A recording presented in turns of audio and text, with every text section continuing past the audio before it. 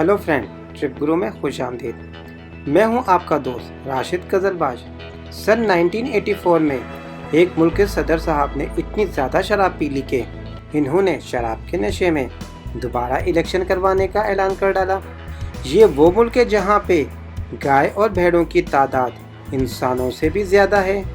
इस मुल्क के समंदर में दुनिया की सबसे छोटी डॉल्फिन भी पाई जाती हैं और पेंगुइन भी इस मुल्क में सबसे ज़्यादा पाए जाते हैं। दोस्तों, यकीनन आप लोग समझ गए होंगे, मैं बहरुल काहिल के जनूबी मगरबी समंदर में वाक़ दुनिया के सबसे बड़े जजीरे न्यूजीलैंड की बात कर रहा हूँ। तो दोस्तों, क्यों ना आज हम भी न्यूजीलैंड की सैर को चलें और जानें इसके हवाले से कुछ इंटरेस्टिंग और अहम मालूमात। क्या आप तैयार हैं मेरे साथ चलने के लिए न्यूजीलैंड? तो आइए चलते हैं।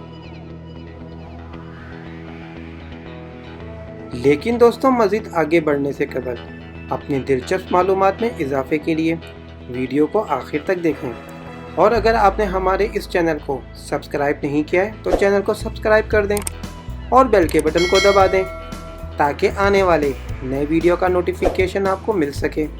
दोस्तों, अगर आपको पाकिस्तान में मौजूद स्वात के हसीन कुदरती नज़ारों को देखने का इत्तेफाक हुआ है तो यकीनन आप लोगों को न्यूजीलैंड के हसीन खूबसूरत कुदरती नज़ारों में ज़्यादा फ़र्क महसूस नहीं होगा, क्योंकि इस मुल्क में मौजूद बड़े बड़े पहाड़, हसीन वादियाँ, घने जंगलात, दिल को लुभाने वाली चरागाहें और ख़ास तौर पे यहाँ का दर्जा हरारत सब कुछ स्वाद जैसा।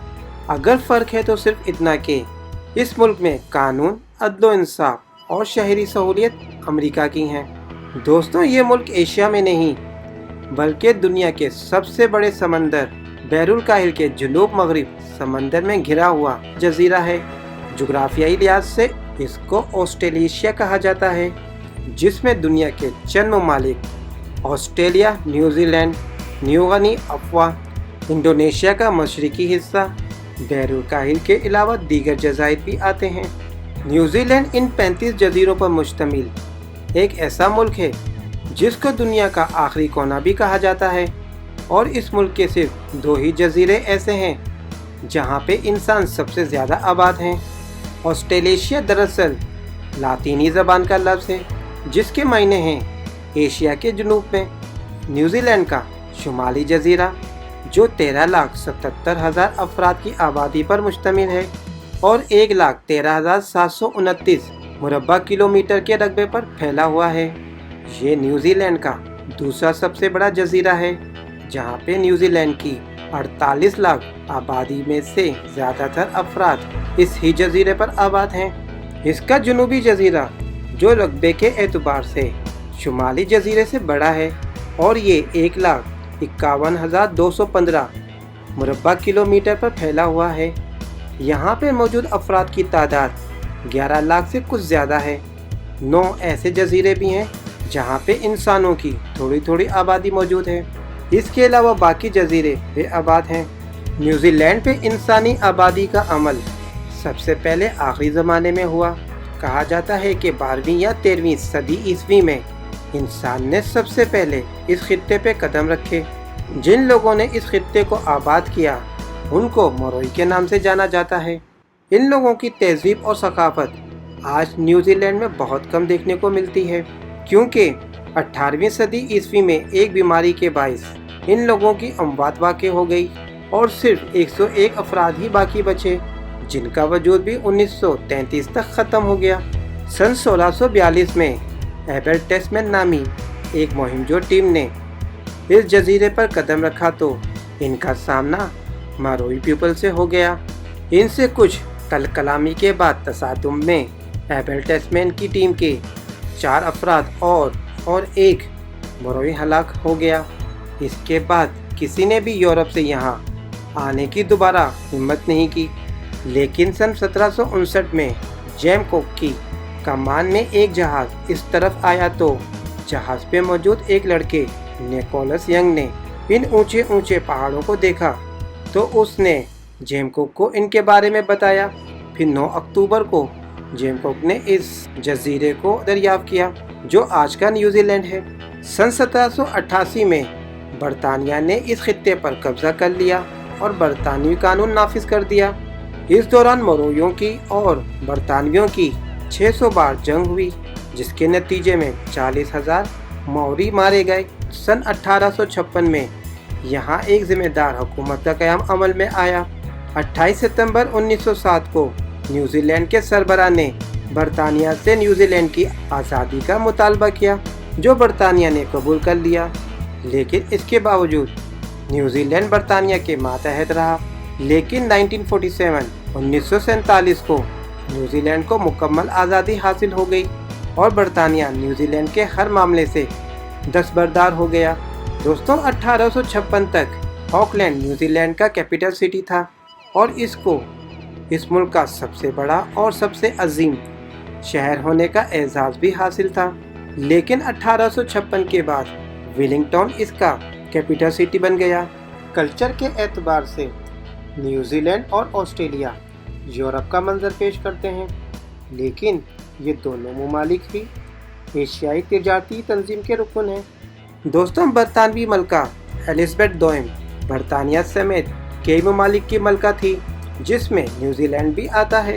دوستوں، 1984 میں یہاں کے صدر نے بہت زیادہ شراب پی لی اور شراب کے نشے میں الیکشن کا اعلان کر ڈالا، جس کا نتیجہ یہ نکلا کہ صدر صاحب بری طرح سے ہار گئے۔ آج نیوزی لینڈ کو دنیا کی ترقی یافتہ ممالک کی ٹاپ کی لسٹ میں شامل کیا جاتا ہے، لیکن 1780 میں اس ملک کا شمار ترقی یافتہ ممالک کی لسٹ میں سب سے آخری نمبر پر ہوا کرتا تھا۔ لیکن اس ملک نے زراعت کے شعبے میں کچھ تبدیلیاں کی، جس کے بعد نیوزی لینڈ نے زراعت کے شعبے میں اتنی ترقی کی کہ اس شعبے نے نیوزی لینڈ کی معیشت کو بہت آگے تک پہنچا دیا اور اس ملک کو ترقی یافتہ ممالک میں ٹاپ کی لسٹ میں شمار کیا جانے لگا۔ زراعت، صنعت اور ڈیری کے شعبے اس ملک کی ترقی میں اہم کردار ادا کرتے ہیں۔ دوستوں، اس ملک میں گائے اور بھیڑوں کی تعداد انسانوں سے زیادہ ہے۔ یہاں انسانوں کے مقابلے میں بھیڑیں 7% اور گائے 3% زیادہ ہیں۔ یہاں پہ آپ کہیں پر بھی چلے جائیں، آپ کو بھیڑیں لازمی دیکھنے کو ملیں گی، کیونکہ یہاں پہ لوگ بڑے شوق سے بھیڑوں کو پالتے ہیں اور اس کی کھال سے اون تیار کرتے ہیں۔ دوستوں، نیوزی لینڈ کے تیار کردہ اون دنیا بھر میں مانگ ہے، جس کی وجہ سے یہ ملک آلودگی اور گرد سے پاک ہے۔ فرانس اور اٹلی کی فیشن انڈسٹری اون نیوزی لینڈ سے ہی خریدتی ہیں۔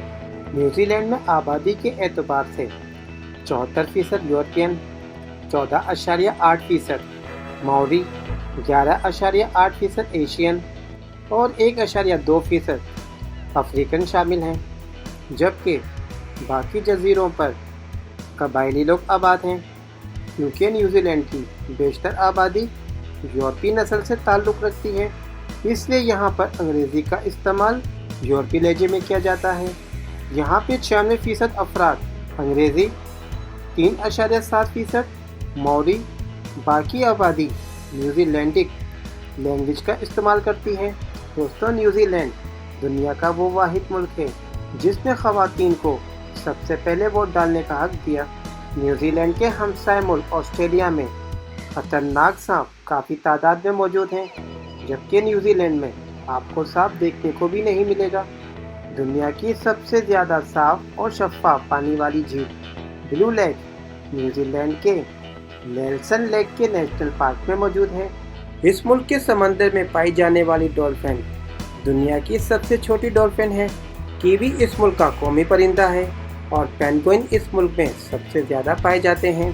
کرسچن یعنی عیسائیوں کی اکثریت اس ملک میں آباد ہے، جبکہ یہاں پہ ہندو، سکھ، مسلم، موروئی مذہب سے تعلق رکھنے والے لوگ بھی موجود ہیں۔ یہاں مسلمانوں کی تعداد تقریباً 1 لاکھ ہے اور ان کی ایک مسجد بھی یہاں موجود ہے، جو 1979 سے 1980 میں تعمیر کی گئی۔ یہاں پہ رہنے والے مسلم زیادہ تر تارکین وطن لوگ ہیں اور ان مسلمز کو اس ملک کی شہریت بھی حاصل ہے۔ نیوزی لینڈ سمندر کے درمیان آباد ایک ایسا جزیرہ ہے جس کے چاروں اطراف پانی ہی پانی ہے۔ نیوزی لینڈ میں آپ کہیں پر بھی چلے جائیں، آپ کا سامنا پانی سے ضرور ہوگا۔ اس ملک میں تعلیم کی شرح 99% اور جرائم کی شرح 1% سے بھی کم ہے۔ اس کا کالنگ کوڈ +64 اور ڈومین .nz ہے۔ رگبی یونین اس کا قومی کھیل ہے۔ اس کے علاوہ یہاں پر گولف، نیٹ بال، ٹینس، فٹ بال، کرکٹ کے علاوہ دیگر کھیل بھی کھیلے جاتے ہیں۔ یہاں پہ کرکٹ 150 سالوں سے کھیلی جا رہی ہے اور یہ ملک کئی بار سیمی فائنل تک بھی پہنچ چکا ہے، لیکن ایک بار بھی ورلڈ کپ نہیں جیتا۔ نیوزی لینڈ پاکستان سے 13,378 کلومیٹر کی دوری پر واقع ہے اور 8 گھنٹے پاکستان سے آگے ہے۔ دوستو، یہ تھی نیوزی لینڈ کے حوالے سے ایک مختصر اور دلچسپ معلومات۔ امید کرتا ہوں کہ آپ کو میری یہ ویڈیو ضرور پسند آئی ہوگی۔ آئندہ بھی مزید ایسی ویڈیوز دیکھنے کے لیے ہمارے اس چینل کو سبسکرائب کرنا نہ بھولیں۔ اللہ حافظ۔